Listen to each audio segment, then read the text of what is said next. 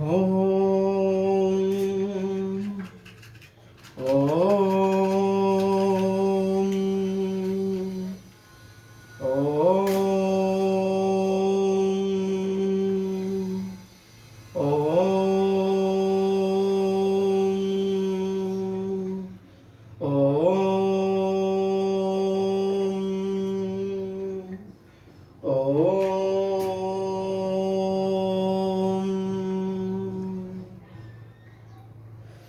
वक्रतुंड महाकाय सूर्यकोटि समप्रभा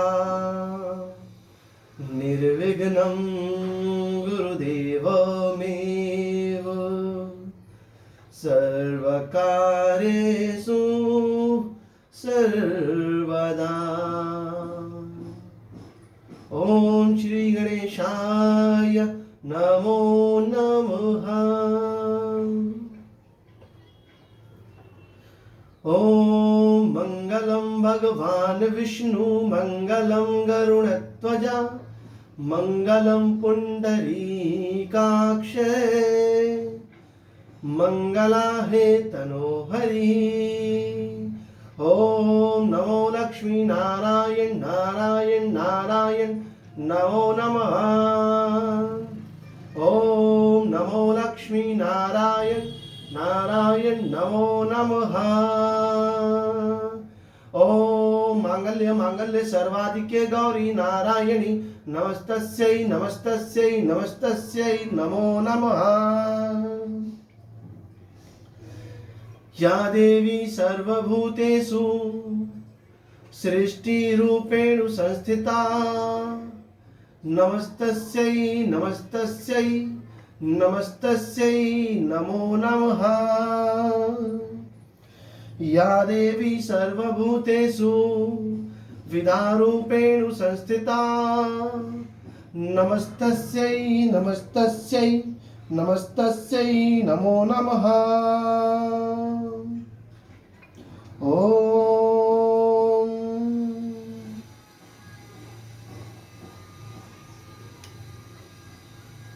हे मां,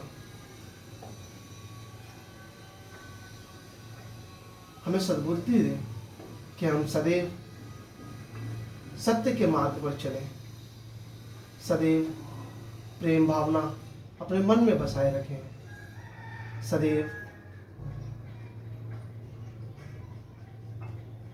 अपने समाज, अपने देश, अपने परिवार के प्रति हर कार्य करने योग्य बने रहें।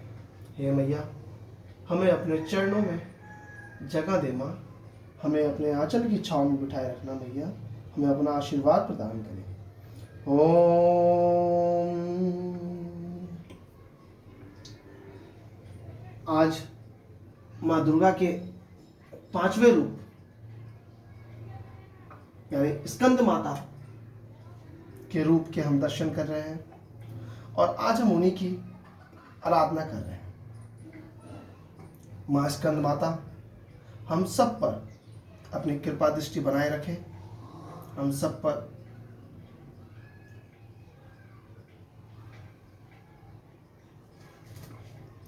और हम सबको ज्ञान, ध्यान और कर्म का पाठ पढ़ाती रहें, यही मैं उनसे सदैव अपेक्षा करता हूँ।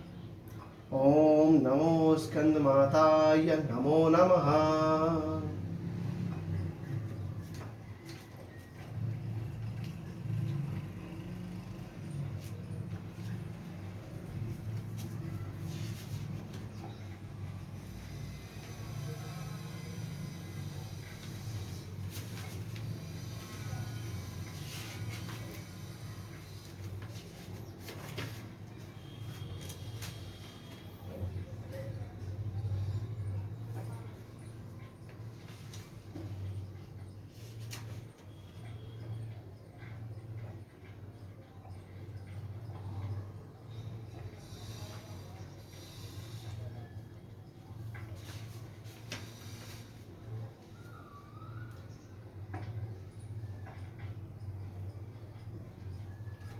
आज हम स्कंद माता को ध्यान करते हुए उनका अनुसरण करेंगे और माँ के चरणों में सदैव अपने मस्तक को लगाए उनसे यही प्रार्थना करेंगे कि वो हमें बुद्धि, ज्ञान और हमारे हृदय में प्रेम की भावना उत्पन्न करती रहे। हे माँ, आपका ही दिया सब कुछ है। हे माँ, आप तो जगत जननी है। आपने ही इस संसार को जन्मा है। आपके ही द्वारा इस सृष्टि पर सब कुछ उत्पन्न है। माते, हे माँ, इस संसार में फैल रही सभी प्रकार की दुष्ट कृतियों को आप ही रोक सकती है। हे माँ, हम अपने कर्मों से सदैव अच्छे कर्म करते रहें, ऐसा ही आशीर्वाद आप हमें प्रदान करें।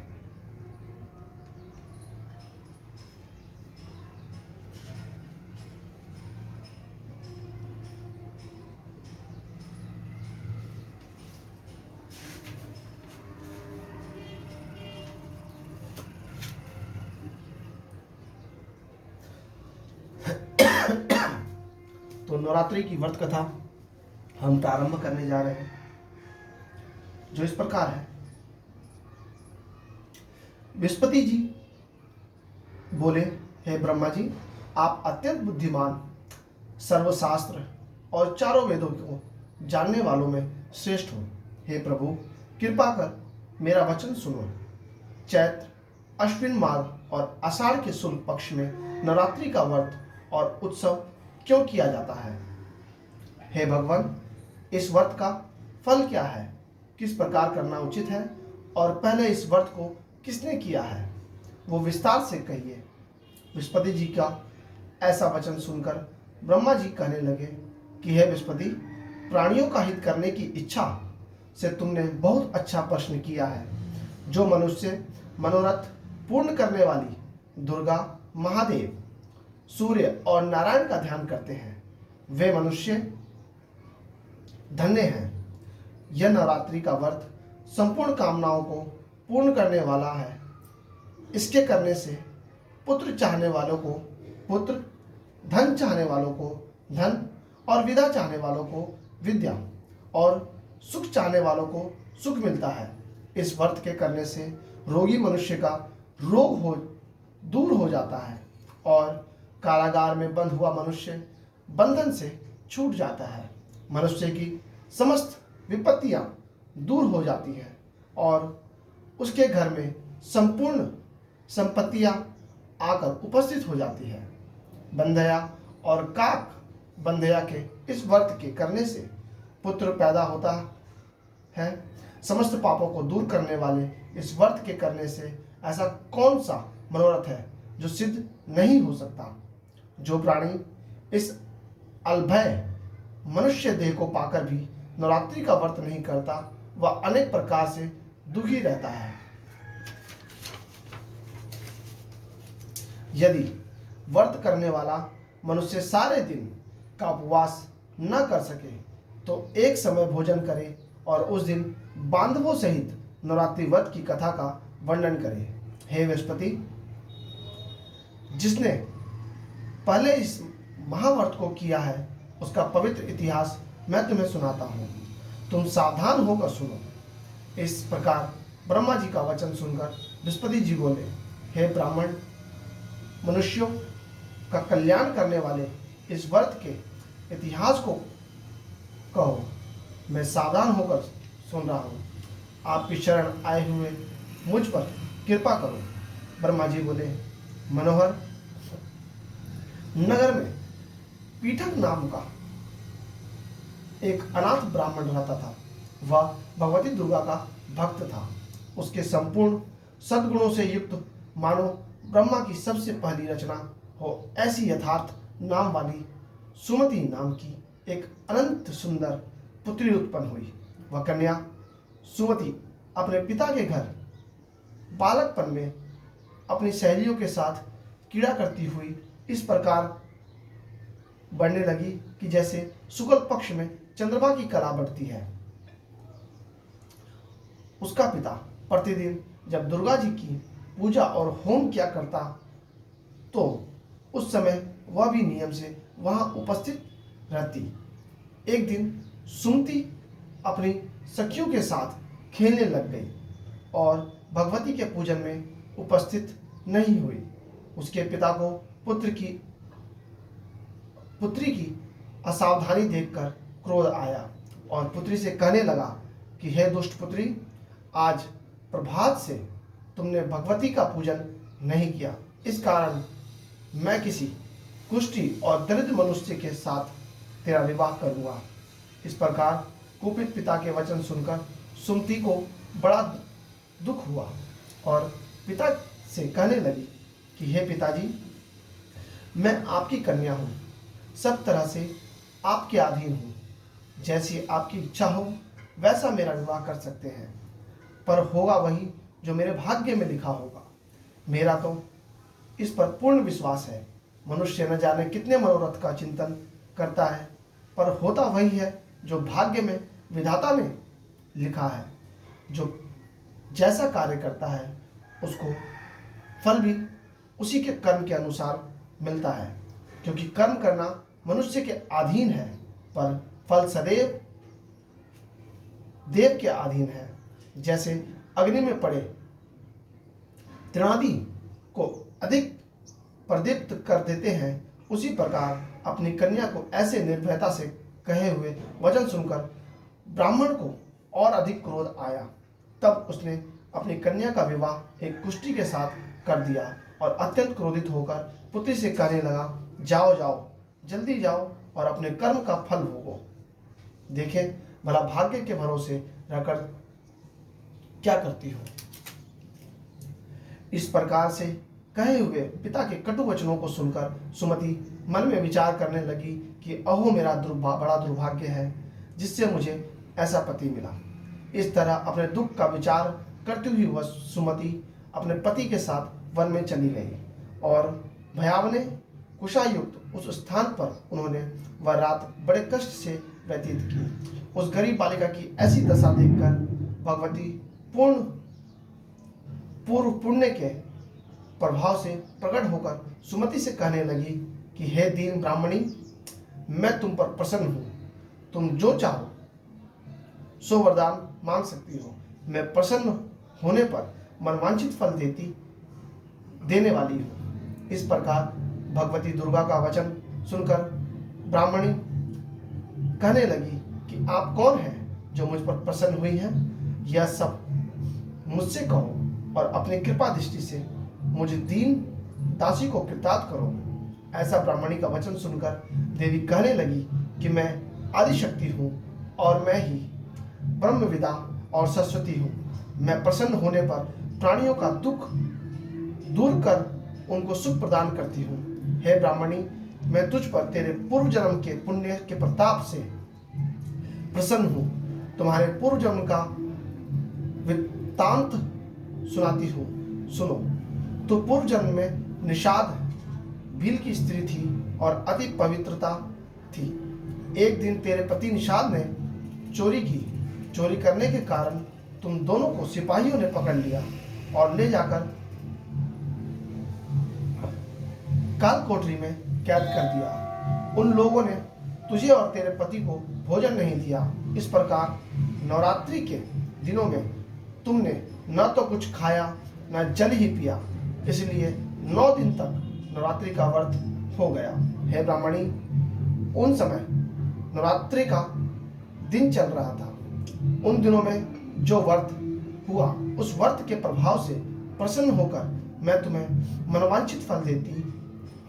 तुम्हारी जो इच्छा हो सो मांगो। इस प्रकार दुर्गा के दिए वचन सुनकर ब्राह्मणी बोली, मैं आपको प्रणाम करती हूँ, कृपा कर मेरे पति के कोढ़ को दूर करो। देवी कहने लगी कि उन दिनों करने को अर्पण करो।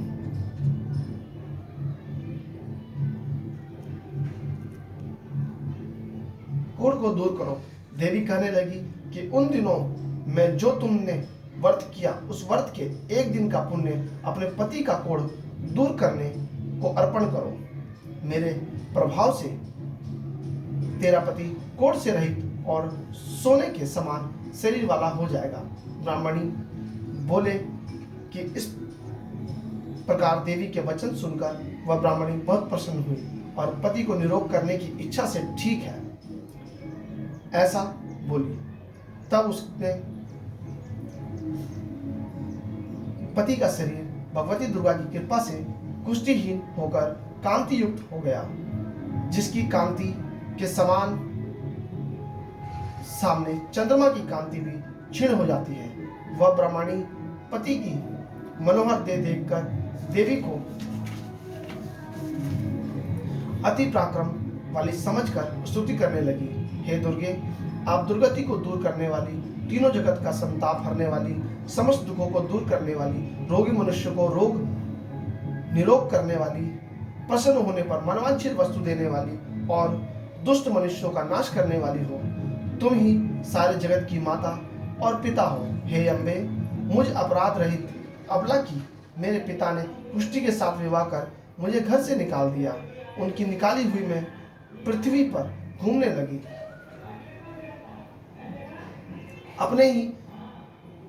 आपने ही मेरा इस आपत्ति रूपी समुद्र से उद्धार किया है। हे देवी, मैं आपको प्रणाम करती हूँ, मुझ दीन की रक्षा करो। ब्रह्मा जी बोले कि हे विस्पते, इसी प्रकार उस सुमति ने मन से देवी की बहुत स्तुति की और उनके द्वारा ही हुई स्तुति को सुनकर सुमति पर देवी को बहुत संतोष हुआ और ब्राह्मणी से कहने लगी, हे ब्राह्मणी, तेरे उदालय नाम का एक अति बुद्धिमान, कीर्तिमान और जितेंद्रिय पुत्र शीघ्र होगा।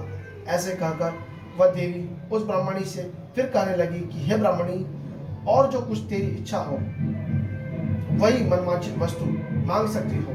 ऐसा भगवती दुर्गा का वचन सुनकर सुमति बोली कि हे भगवती दुर्गे, अगर आप मेरे ऊपर प्रसन्न हैं तो कृपा कर मुझे नवरात्रि व्रत विधि बताइए।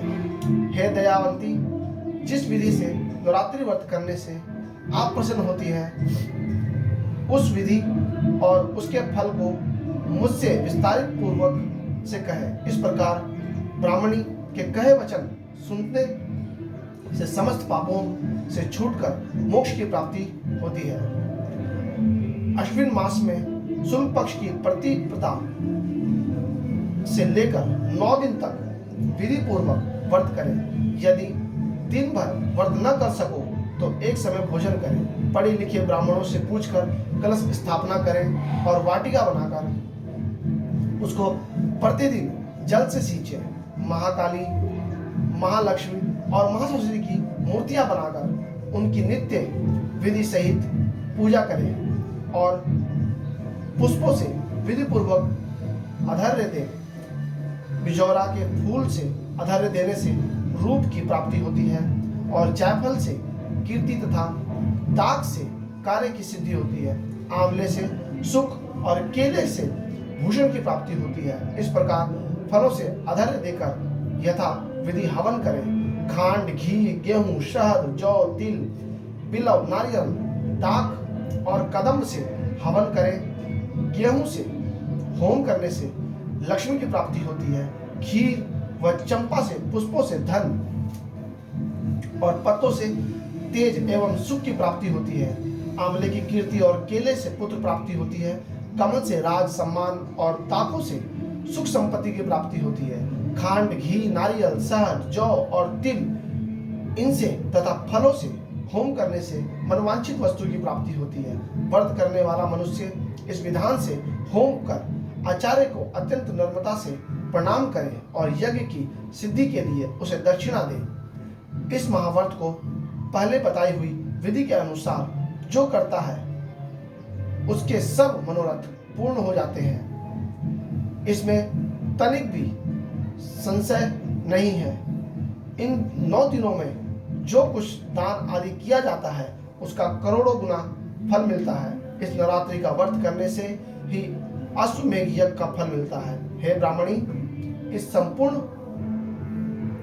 कामनाओं को पूर्ण करने वाले उत्तम व्रत को तीर्थ मंदिर अथवा घर में ही विधि के अनुसार करें। ब्राह्मणी, बोली, हे ब्राह्मण जी बोले, हे बृहस्पति, इस प्रकार ब्राह्मणी को व्रत की विधि और फल बताकर देवी अंतर्ध्यान हो गई। जो पुरुष या स्त्री इस व्रत को भक्ति पूर्वक करता है वह इस लोक में सुख पाकर अंत में दुर्लभ मोक्ष को प्राप्त होता है। हे बृहस्पति, यह दुर्लभ व्रत का महात्म्य मैंने तुम्हारे लिए बताया है। ऐसे ब्रह्मा जी के वचन सुनकर बृहस्पति जी आनंद के कारण रोमांचित हो गए और ब्रह्मा जी से कहने लगे कि हे ब्राह्मण, आपने मुझ पर अति कृपा की, जो अमृत के समान इस नवरात्रि व्रत का महात्म सुनाया। हे प्रभु, आपके बिना और कौन इस महात्म को सुना सकता है।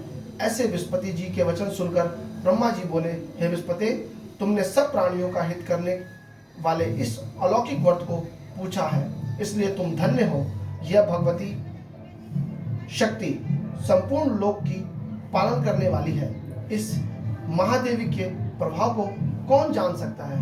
बोलो अम्बे मात की जय, दुर्गा माँ की जय, हे माँ तेरी सदा ही जय।